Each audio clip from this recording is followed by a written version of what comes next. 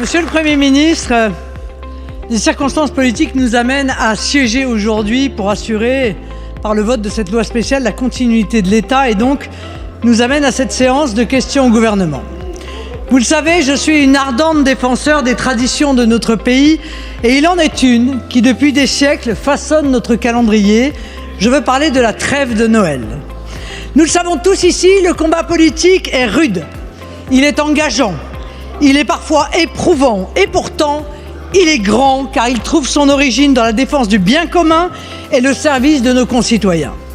Alors, en cette quasi-veille de Noël, en ces jours qui portent un message de paix, d'amour, d'espérance et de vie, je propose une pause dans le combat politique et de faire vivre dans cet hémicycle cette belle tradition de la trêve de Noël.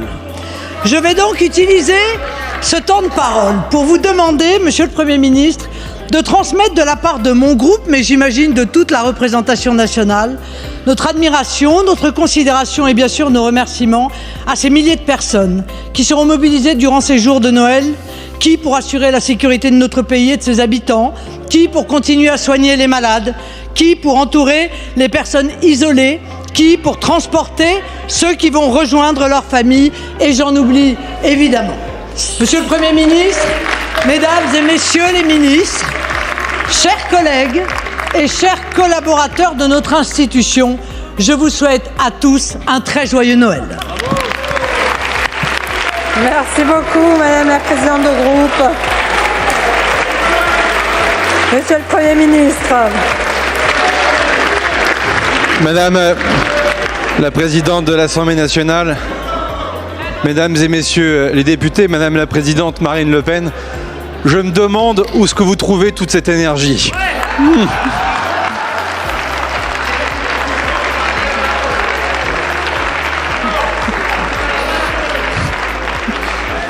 Avec malice, c'est une manière de vous répondre.